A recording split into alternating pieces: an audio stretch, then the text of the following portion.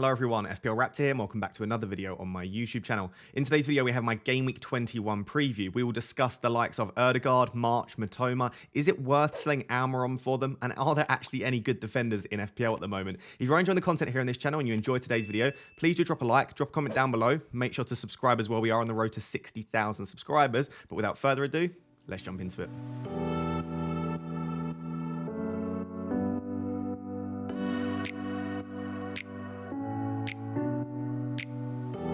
So whilst it pains me to say this, Arsenal are the best team in the league this season, and they have been absolutely exceptional from the first game week to now, and they don't really show any signs of slowing down. I think the only thing that really would slow them down, and I would never wish this anyway, is an injury to one of their key players, just because there's not much depth. But assuming they don't get that, they look like a team that are almost definitely favourites to win the league now. So triple up on a team with loads of cheap assets that are probably favourites to win the league with a double game week in 23 and no blanks coming up in the near future. They kind of look like a very obvious team to triple up on. Now, you don't need me to sit here and tell you this. Most of us probably own two players from Arsenal already.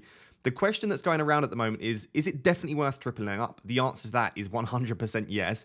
Then the question comes, well, what is the optimal triple up? Is it worth selling certain players? Like if you already own Martinelli, should you sell Martinelli for Ødegaard? Should you sell Saka for Ødegaard? And also, is it worth investing more money into the defence or into the attack? I've seen people talk about a triple attack. So what I've got here is the usual kind of table with projected points, big chance involvement per 90, and non-penalty expected goal involvement per 90. These stats are across the season. It's just more useful to look at a big sample size than just over the last few weeks. The new addition here, just to get a bit of a grasp about what are the most valuable assets at Arsenal? Is it the defence? Is it the midfield? Is it potentially someone like an Nketiah? I've got points per million. This gives you a bit of an idea about their value because, for example, Ben White's only 4.7. If he's going to get a similar amount of points to someone like a Martinelli, then of course he's going to be more valuable. The only issue with points per million is what it does is it divides their total points by their price. So it also takes into account the amount they've played this season. So for someone like an Nketiah, unfortunately, his points per million is going to be very low because he's not played that many games. Hopefully that's clear, but it does give you a bit of an idea about, number one, have they played a lot of minutes this season, which is a valuable commodity. You want them to play all the games possible. And also it gives you a bit of an idea about their value and their worth, maybe worth investing in the cheaper defence rather than midfield.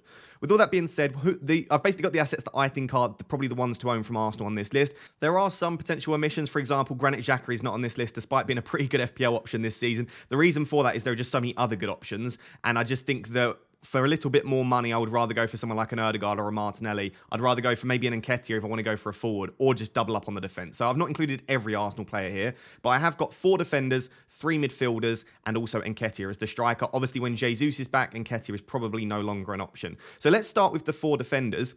I think all 4 of them offer something, and at the moment, this is the nailed-on defence. It's worth noting Zinchenko has struggled with injuries. Tomiyasu can play left-back or right-back. You've also got Tierney that can play left-back too. So Zinchenko's probably the greatest rotation risk. I guess White is a slight one, but this is their starting back 4 of White, Zinchenko, Gabriel, and Saliba. I should also note I've not got Ramsdale on this list. He is another very good option, makes a lot of saves, good for bonus points, so you could even invest in the goalkeeper position if you want to. So out of White, Zinchenko, Gabriel, and Saliba, the player with the best expected goal involvement is Zinchenko at 0.16, followed by Gabriel at 0.14, then White, then Saliba. So considering Saliba is the most expensive centre-back, with the lowest non-penalty expected goal involvement, and also the lowest big chance involvement per 90, for me, Saliba is my least favourite option, mainly due to the price. If he was as cheap as White, then of course he becomes an option too. But looking at these stats, looking at his points per million, even though he has played a lot of minutes this season, which is one of the best things about him, you know, he's so nailed, I still don't think that he's the best defensive option. So if you have Saliba, I definitely wouldn't be selling him for another defender. But I think if you're looking to purchase either one or another defender on top of one you already own, probably wouldn't have Saliba at the top of my list. Zinchenko, like I said, actually has the best non-penalty expected goal involvement here. But I just think he's a slight rotation risk, and he's also struggled with fitness a couple of times this season. So for me, maybe not worth taking the risk, considering it's only slightly higher than White and Gabriel. So for me, maybe Zinchenko would be the 3rd best defender.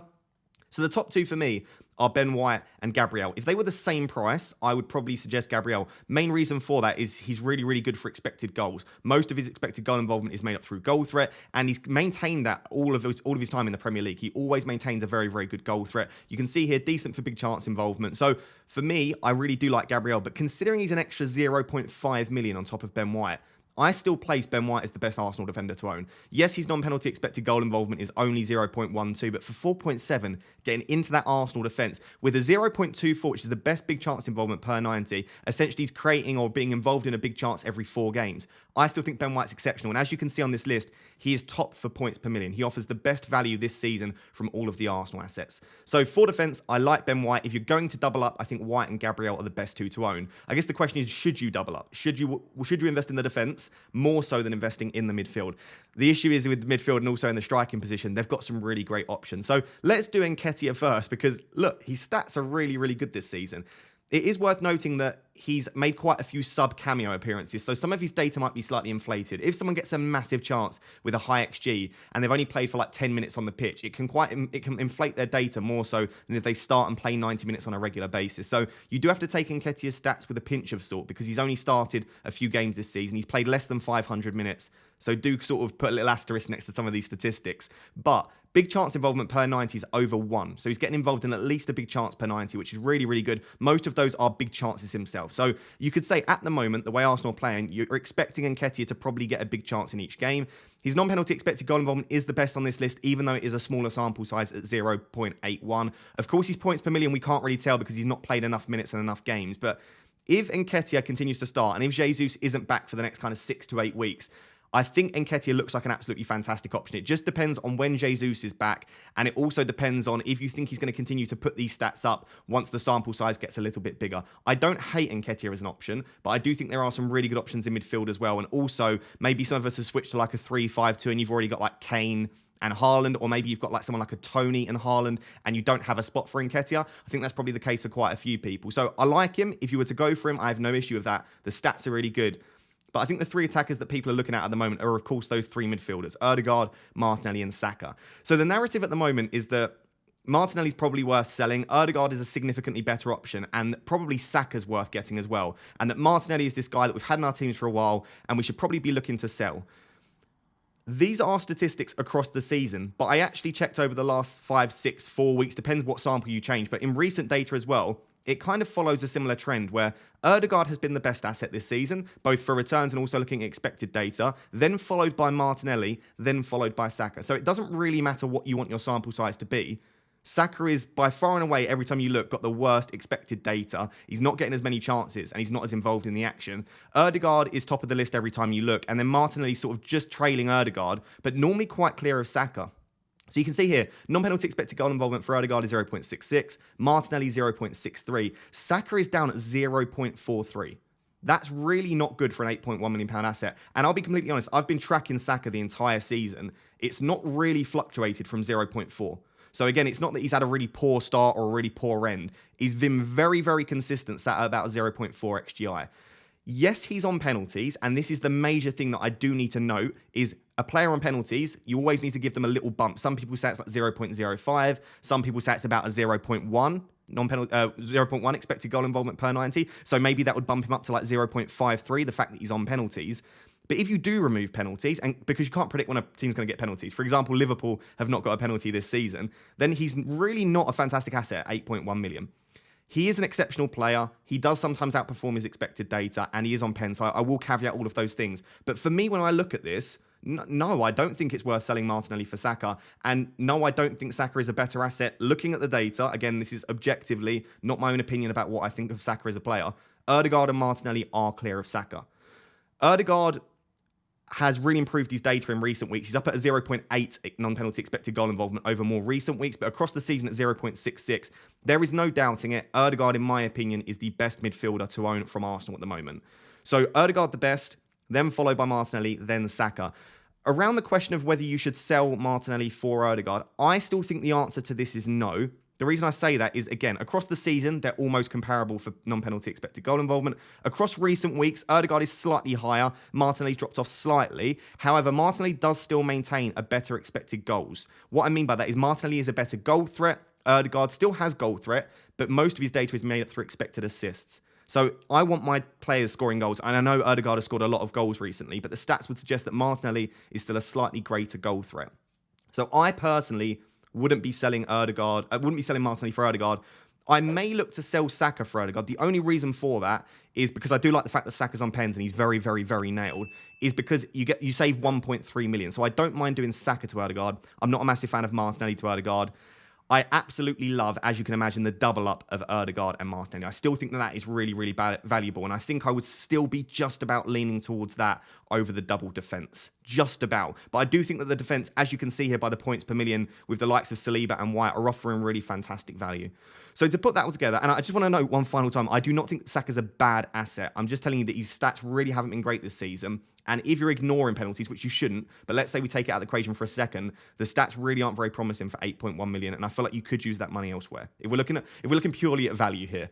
So putting that all together, I think that the two assets that you not must own, but if I were on a wildcard would be the most easy decisions in the world for me, are Ben White and Odegaard. I think those two are relatively nailed on. If you don't have either of those, I would be looking to bring those players in.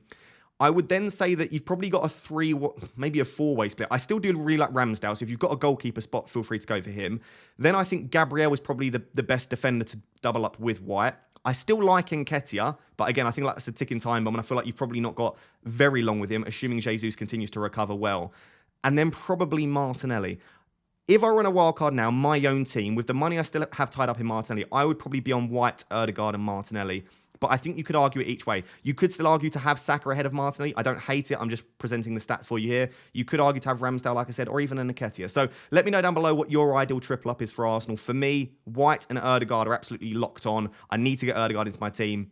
Probably one of Martinelli and Gabriel to finish the Arsenal triple up. So I should have said in the previous section, but I'll just add it in briefly here. I know Smith Rowe is now back for Arsenal on the bench, and he could start to take some minutes off of Martinelli, but I wouldn't stress about that too much for the time being. I think he will be very gradually reintroduced, and I still think that even once he's fit, Martinelli is first choice. And there's nothing to say that if Arsenal aren't 2 or 3 goals up, that Saka and Odegaard actually get a bit of a rest as well, because they are arguably even more important than Martinelli to the way that Arsenal function. They've got no direct replacements, whereas I guess Smith Rowe is a direct replacement for Martinelli. Of course, if they're drawing, let's say 1-1 with the 70th minute, maybe Smith Rowe for Martinelli is the most obvious straight switch, but we could also see Martinelli go up top and Nketiah come off and then Smith Rowe go on the left. So let's not hypothesize too much. I still feel like the first 11 is relatively nailed for Arsenal at the moment, and hopefully for the foreseeable future, Smith Rowe will just be taking a few minutes off that front line, and maybe they'll be rotated as well. But let me know down below if you think Smith Rowe being back is a major limitation for Martinelli. So the next couple of sections are around Game Week 25 blanks and also Brighton assets, because there are a ton of questions around Brighton assets and whether we should bring them in before Game Week 25 when they've got a possible blank. So I discussed this in my previous video. I don't want to talk about it in too much detail, but we will have 2 fixtures and 4 teams blanking in Game Week 25. And the 4 teams that will blank are depending on the EFL Cup semi-final results. So Newcastle play against Southampton and Manchester United play against Nottingham Forest in the EFL Cup semi-final. Whichever teams progress to the final will blank in Game Week 25 along with the team they play. So let's say the obvious favourites, Manchester United and Newcastle, both make the final. Then Manchester United, Brentford, Newcastle and Brighton, those 4 teams would all blank in Game Week 25. As I said in my previous video, there is still a small chance that Brighton get one of their 2 fixtures that need to be rearranged back into Game Week 25. So even if Newcastle make the final, Brighton might, and it is a small might, it's a small possibility this happens, they might still have a fixture in Game Week 25. So that is a small advantage of bringing in a Brighton player, that even if Newcastle do win, they could still potentially have a fixture. But we'll have to wait on Ben Crellin and any potential announcements as well to see if that is the case. The final thing to note on this is that we will find this out before the Game Week 22 deadline, which teams will be playing in the EFL Cup final, and as a result will be blanking in 25. So if you can hold off your transfer in 21, maybe roll a transfer into Game Week 22, which could be massive. Not only would you have the information around Game Week 25, but you'd also have 2 free transfers to react to that information. So I feel like rolling in 21, if possible, could be a really, really nice play as a result. But yes, I would be careful at the moment of bringing in any more Manchester United, Brentford, Newcastle, Brighton players. The issue we've got is all 4 of those teams are playing really well at the moment, and all 4 of those teams have assets we'd really want. Manchester United, you could easily argue for a triple up. Same with Newcastle. You've got Ben Mee, Tony from Brentford. You've got from Brighton, Matoma, March, as we'll discuss in a second, Ferguson. I think if I was on a wild card now, and there wasn't a blank Game Week 25, I would arguably have 9 or 10 players from these teams. Like, these are 4 of the teams you really want players from. So I know it's difficult. This isn't to say don't bring them in at all. I guess just you decide what you want to do. But there is a relatively strong chance that all 4 of those teams will blank in 25. So with that caveat in place, let's take a look at the Brighton players that you might want to bring in and discuss if there are any favourites for me, whether that be the defence, midfield or the attack. So with the caveat in place that maybe you might want to hold off on the Brighton transfer until game week 22, let's say you just want to risk it and you think it's worth bringing them in anyway, let's take a look at the Brighton assets that you might want to bring in. So as you can see here, similar to the way that we did for Arsenal, I've got projected points, big chance involvement, non-penalty expected goal involvement, and points per million as well. I've got their price. I've got Estepinian and Dunk as the defenders. I've got Matoma, March, McAllister, and Gross as the midfielders. And I've got Ferguson and Welbeck as the strikers or as the forwards. So I've got a bit of options from all over the place. I think that Brighton are a fantastic team. I think they have been for a while now, at least looking at expected data. That hasn't always transpired onto the pitch. But under De Zerbi, they do look really strong. And I think with the fixtures they've got coming up, they are probably a team worth investing in, assuming that you can deal with Game Week 25 or assuming they don't get a blank in Game Week 25. They also already have 2 fixtures to be rearranged, and Ben Cronin has predicted a further 3 that they will need rescheduling at some point as well due to blank game weeks happening with domestic competitions. In other words, Brighton are predicted to have the most double game weeks out of any team for the remainder of the season. So long-term as well as short-term, Brighton assets are probably worth getting. With respect to how many and which ones to get, I don't think you necessarily need to rush out and take hits to get 3 of them in, but they have tons of good options. I've only put Estepinian and Dunk on there. When Veltman and Webster, etc. fit, and maybe even Colwell at the moment, they have some really good defenders outside of Estepinian and Dunk, but Estepinian has the best expected data, and Dunk is just so nailed and does pop up with the odd header as well, that I think if I was to go for a defender, it would be one of these 2. I think I would go for Estepinian. He looks like he's nailed down that left-back spot for Brighton. I feel like if they're playing a 5-back or a 3-back or a 4-back, Estepinian can play in that spot there. And he looks really, really good. He's passing the eye test. And a 0.16 non-penalty expected goal involvement is really strong. You can see Dunk has only got a 0.04. And we're going to discuss defenders a little bit later. And as you can see when we get to that, Estepinian actually has the best expected data out of all of the options there. So I really like Estepinian as an option. If I were to go for a Brighton defender, it would be him. But if you want a slightly more nailed option and someone that does pop up with the odd header, I do really like Lewis Dunk as well for 0.2 more. So those would be my 2 options there. If you're a Brighton fan, let me know down below if you have any other opinions on the Brighton defence, but definitely a defence worth investing in. They sit around 7th or 8th for expected goals conceded per 90 across the season. So by all accounts, a defence that I really do like with Game Week 25 in mind. If you already own the likes of Shaw, Trippier, Dalot, Ben Mee, you could end up with like no defenders playing in Game Week 25 potentially. Moving on to the rest. Let's do the forwards next. So we've got Ferguson at 4.5 million. Obviously, really nice to have a forward that is playing a lot at the moment for 4.5. The issue that we've always got is they're priced at that price for a reason. They're not first choice at the start of the season. And I don't know that Ferguson will continue to get minutes. I know he's been exceptionally good and he's passing the eye test. Brighton fans really like him. And I know that his major sort of competitor and his major replacement would be Welbeck, who has really struggled with injuries and probably will continue to struggle with injuries, unfortunately, because that's just been his career thus far. But when Welbeck is fit, he's been really good for Brighton across the last sort of 12 to 18 months. I've been really impressed with him. The data has been so strong. Last season, towards the back end, he had the highest expected goal involvement in the Premier League over the last 6 game weeks, up until the end of the season. He started this season strong as well. And I do think that he suits the role that De Zerbi wants from a striker. When he came off the bench in game week 20, he looked really strong too. So yes, Ferguson might continue to get most of the starts, but is he going to start every game? Probably not. Is he going to play 90 minutes? Almost definitely not. Do you need him to for 4.5? Arguably not. But I guess it depends what you're trying to get from him. If you want him as a bench option and maybe to come on occasionally, that's fine. If you're relying on him starting or expecting him to start at any point, I'm not sure I like him as an option as much. But as you can see here, very small sample size, but 0.77 non-penalty expected goal involvement is the best on this list. 1.03 big chance involvement per 90. When he's playing, his stats are really, really good. The issue is Welbeck's are also very good at 0.65 and 0.97 respectively. So I guess whoever the striker is for Brighton, whether that be under De Zerbi, Potter, we saw the likes with Mopay in the past, they get a lot of chances. And if they start to convert them, Brighton strikers can be really valuable assets. I just don't know at the moment with Welbeck coming back from injury, if he stays fit, I do think that Welbeck will eventually start ahead of Ferguson. But if you want to switch to a 3-5-2, Ferguson is almost definitely one of the best options at 4.5, and I really, really do like him. Just beware that he probably will be a minutes risk in the sort of short to medium term. So I think that whilst I like Estepinian and Dunk, and I really like Welbeck and Ferguson, arguably the most value at the moment is in the midfield. I've got Matoma, March, McAllister, and Gross here because I don't want to spend too long on this video and too long talking about all of the stats. I just don't think, for me, McAllister and Gross are up there with Mitoma and March, especially in recent weeks. You can see here, Gross has decent non-penalty expected goal involvement at 0.49, but I feel like his role in recent weeks has dropped deeper, and he's just not passing the eye test as much, and he's not getting as many chances as he did at the start of the season. And McAllister, his data's been poor the entire time. Yes, he's probably still on penalties. Yes, he takes some free kicks, and he's an exceptionally good player, as we saw at the World Cup, but he's probably not an FPL asset in my opinion. I would much prefer Mitoma and March. So out of the two, for me, looking at the stats and also looking at eye test as well, but mainly the stats because that's objective. I can just sit here and say the stats are better. The stats are better for Mitoma. So if I was to pick one at the moment, I would be picking Mitoma ahead of March. You can see here, higher projected points, more big chance involvement per 90, actually by quite a distance. 1.23 big chance involvement per 90 for Mitoma. 0.72 non-penalty expected goal involvement as well. Solly March is still putting up really good data. 0.56 non-penalty expected goal involvement across the season. Obviously, in recent weeks, that's even higher. Almost getting three big chances every 4 games. So he's getting a lot of decent.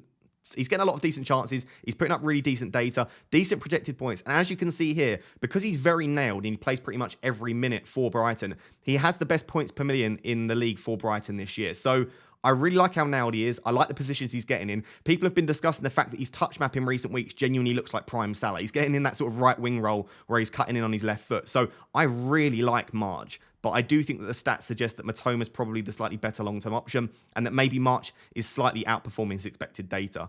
So at the moment, yes, I like Brighton assets. I wouldn't have an issue with bringing them in, but I might wait a week just to see if we get that information around Gameweek 25. It might put you off bringing one in if you already own a lot of players from the other teams that might blank.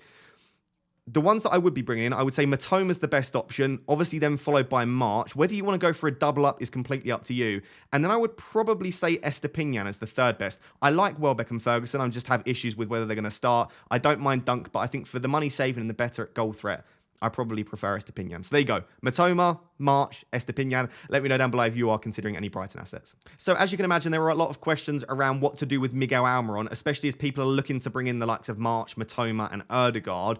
Is it worth selling him for one of them? If so, is it worth doing it for a hit? Should we hold on to him a bit longer? So let's have a bit of a chat around Almiron, and hopefully my opinion on him will help you, aid you in your decision around whether you should sell him for your specific team, because everything is very team dependent as always.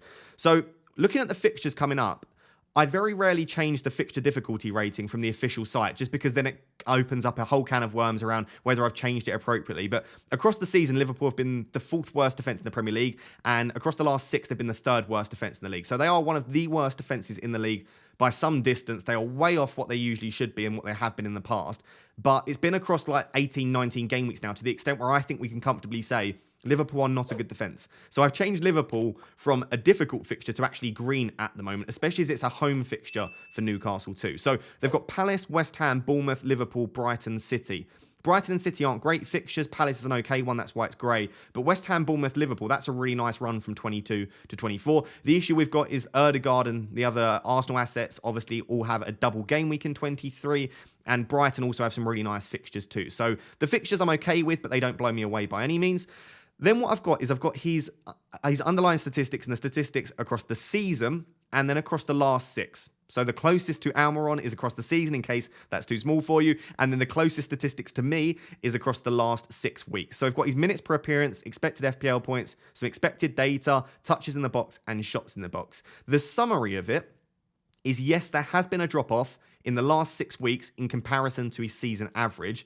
The more interesting thing is, though, that his statistics have never been good. So as you can see here, expected FPL points is decent at 4.99 per 90, especially for his price. His non-penalty expected goal involvement of 0.31 is okay across the season, but when you combine that with a relatively low expected assists of 0.13, Almiron's expected goal involvement across the season is 0.44.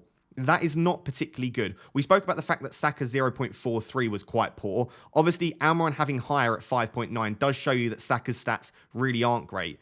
I would say that 0.44 across the season for Almiron is about what you would expect from a £5.9 million asset. The issue we've got is the likes of Ødegaard for just under £1 million more, and the likes of Mitoma and March for about 0.8, £0.9 million less are actually outperforming him for expected data, both in recent weeks and across the season as well. So it's not necessarily that Almiron's stats are terrible, it's just that there might be better value elsewhere. You can see touches in the box and shots in the box are pretty good. 5 touches and 1.65 shots in the box per 90 across the season.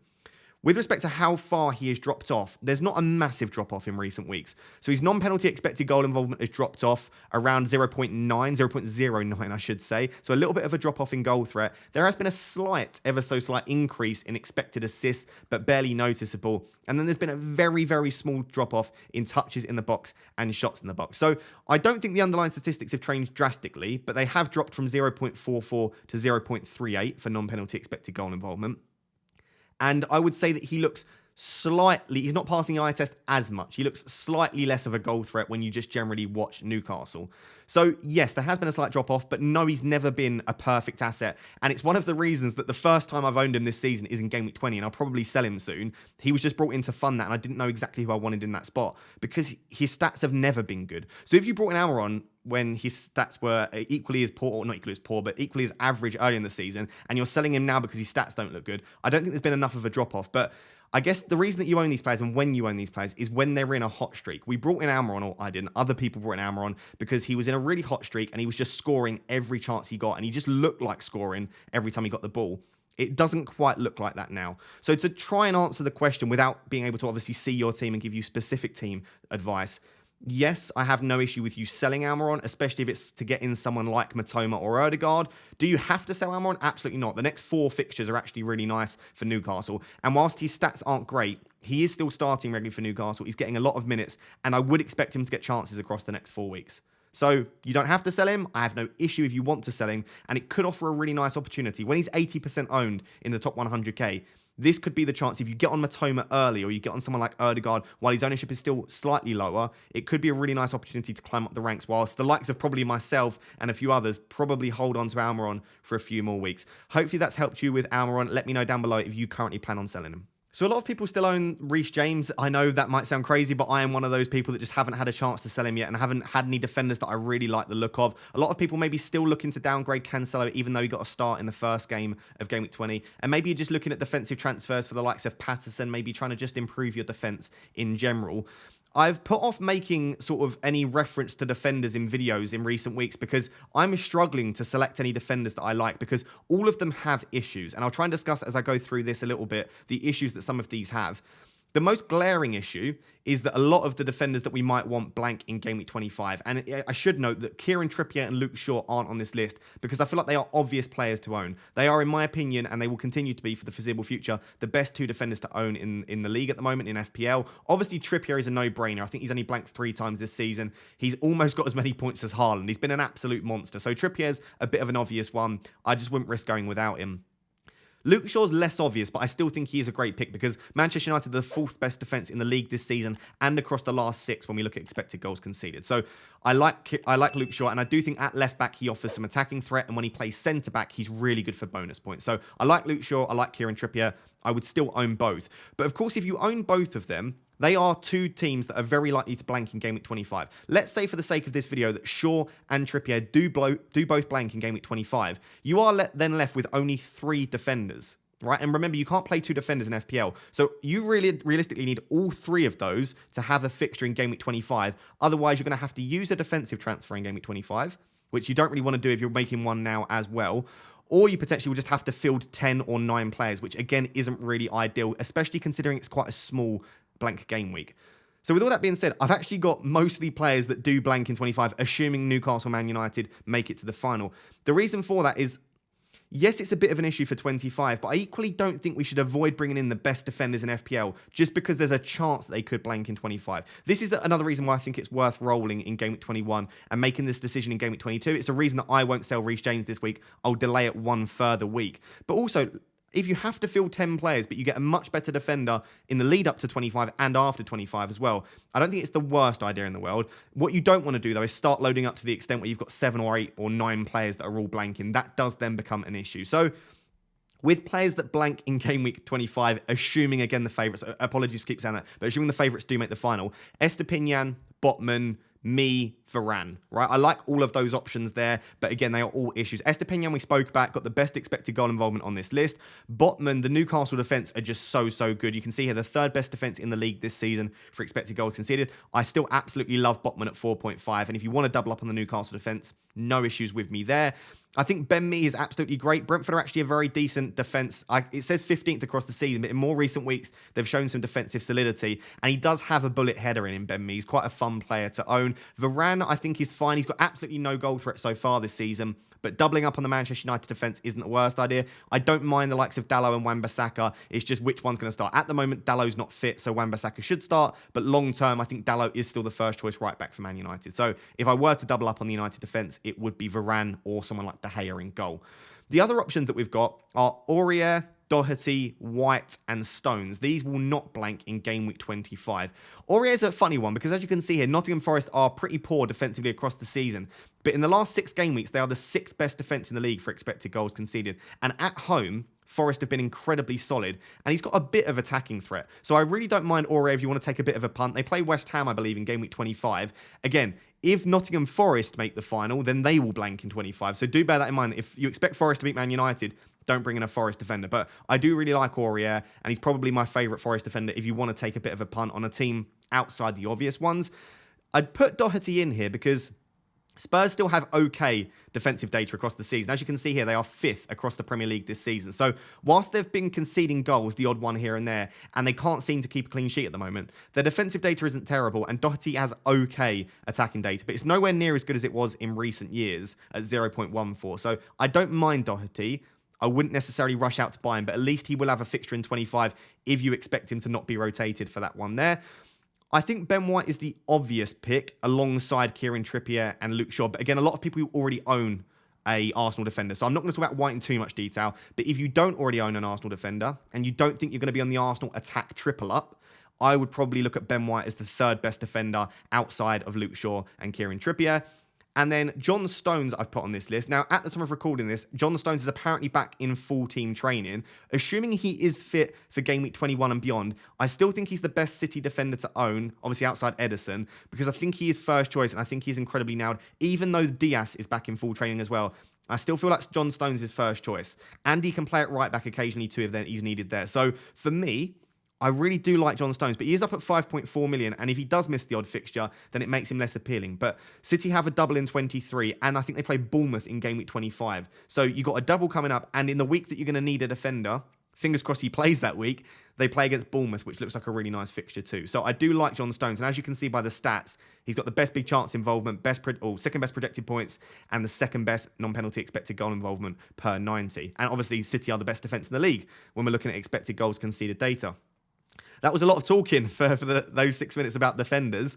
I guess it really depends on your team, your structure, your plans, and how you want to approach 25. Again, if you can, I would avoid making the transfer this week and make it next week. But I think Trippier, Shaw, Ben White, and then the other 2 is completely up to you. If there were no blanks, I think Estepinian looks like a really nice option. And then maybe John Stones to just target that City defence. But I think Botman is also really, really good to double up on the Newcastle defence as well. Let me know down below what your current defence is looking like and what defensive transfers you're currently planning. So just to finish off, as always, I'm going to rattle off some other questions asked. If you do want to follow me over on Twitter, please do, because that's where you can ask me every week. And also just a little plug, because I'm trying to hit 5,000 followers over on Instagram. Please do follow me on Instagram. It'll be floating around my head. It's FPL__Raptor. There it is, perfectly timed. And also make sure to click the link in the description if you want to follow me that way as well. But please do follow the Instagram, follow the Twitter too. So here are 5 questions just to finish off, just to quickly rattle them off and answer and try and help you with these dilemmas. The first is, can we justify a goalkeeper transfer at the moment? What about for a hit? Now, generally, I don't like goalkeeper transfers because I think it's difficult to time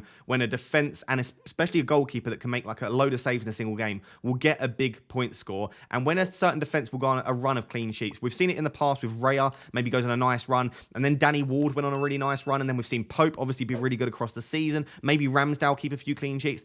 I feel like it is quite difficult to time that. And sometimes when a team has good fixtures, the keeper sometimes isn't as great because they're not making as many saves, not getting as many bonus points. So I generally don't love goalkeeper transfers, but assuming you're not planning to play your wildcard anytime soon, and if there is a goalkeeper transfer that you really want to make, maybe you want to take money out of Ederson, or you really want to bring in a certain keeper, like a Ramsdale or a De Gea, who look really good at the moment, I don't hate it. But I do think that there are so many other transfers that we could need in the coming weeks that it might be worth rolling and just keeping the keeper you've got. Unless it's a really terrible option, I think I would probably avoid for now. But I don't hate it. I probably wouldn't do it for a hit, though. I'd wait until you've got a free transfer to use. The next question. Is it time to start captaining Trippier? And is Haaland no longer an automatic captaincy choice? Trippier has been unbelievably consistent this season. There are two issues I have with captaining Trippier. The first is, yes, he has a high ceiling, I suppose, but most of the time, you're probably looking at a 7 to 9 pointer. That isn't an issue, right? 14 to 18 points with captaincy is not a bad captaincy score, but when you're captaining a player, you really want them to have a regularly high ceiling. We've seen Haaland has scored 2 or 3 hat-tricks this season in the Premier League. He's got that ability to get double-digit haul most weeks. And yes, he hasn't been great recently, but I feel like Trippier, whilst he can get an assist, clean sheet, and bonus for a 12 or even a goal, most of the time you're looking at less than 10 points. I don't really like starting the week that way. The other issue I've got is whilst Newcastle have been great defensively, I don't like the fact that you are relying, I know he can get an attacking return, but you are relying on a clean sheet and anything can happen in football. If someone makes a stupid mistake, let's say like Dan Burn or Botman slip over, got nothing to do with Trippier, all of a sudden your captaincy's pretty much failed. Even if he scores, he's not going to get you that monster haul. So I'm not going to captain Trippier anytime soon, but if you want that sort of consistency, he looks like a good option. I still think Haaland is the best captaincy option each week. I'm not saying he's an automatic captaincy choice. Consider your options each week. For example, if Man United get a double game week 22, I would probably captain a Manchester United player ahead of Haaland. But I still feel like in most single game weeks, unless there is a clear reason not to, Haaland is still probably the best captaincy option. The next question is it time to sell our Fulham assets or are they still good value? The likes of Mitrovic and Andreas don't have the best fixtures coming up, but still a team that are performing really well this season. I feel like they don't need to be sold.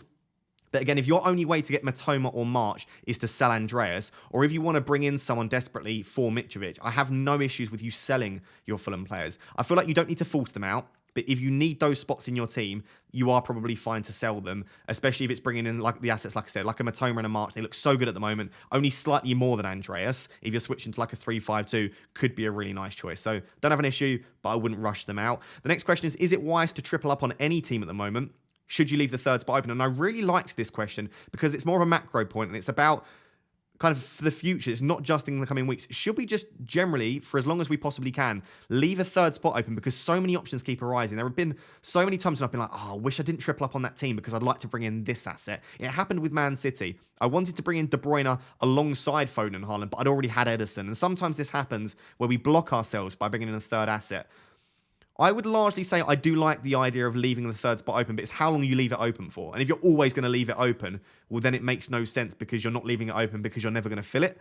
Hopefully that makes sense what I've said there. But yes, I like the idea of until you are sure, leave that third spot open. But once you know, I would attack it and fill that third spot up and hope that you don't change your mind anytime soon. The final question is, would you advise rolling in Game Week 21 for any double blank news? Again, this is one of my take-home messages for this video, is that we'll probably get blank Game Week 25 news before the Game Week 22 deadline. We may also get future double announcements as well. We don't know. So yes, I would almost definitely advise rolling in Game Week 21 if you can. If you need a transfer, it's not an issue. You can always take a -4 hit in Game Week 22. A -4 hit obviously isn't perfect, but it's not a huge issue. So if you need to make a transfer here, do it. But if you're in a position where you don't have anything you desperately need to do and you feel like you're maybe rushing your transfer 1 week early, just roll, go into Game Week 22 with 2 free transfers, and then you've got loads of options that you can potentially do with your team. So hopefully those questions helped. Let me know down below if there is anything that I still haven't covered in this video. So guys, there you have it. That is my Game Week 21 preview. The real focus on sort of Arsenal and Brighton assets and also those midfield spots as well, because they look like so many valuable assets in those spots at the moment. Let me know down below if you're still watching. What is your current midfield 5 looking like? And are you looking to fill it with some of those cheaper players and sell the likes of Salah and De Bruyne as well? If you have enjoyed today's video and you're still watching at this point, can I ask you to do 3 things? Like the video, subscribe to the channel because we are fast approaching 60,000. And as I said sort of midway through, please go follow my Instagram at FPL__Raptor. I'm starting to post some more real life stuff over there and I'd love to kind of grow that account and build the community over there as well. So please go do those 3 things. I massively appreciate you watching to the end. Until next time, thank you very much for watching. Cheers. Bye-bye.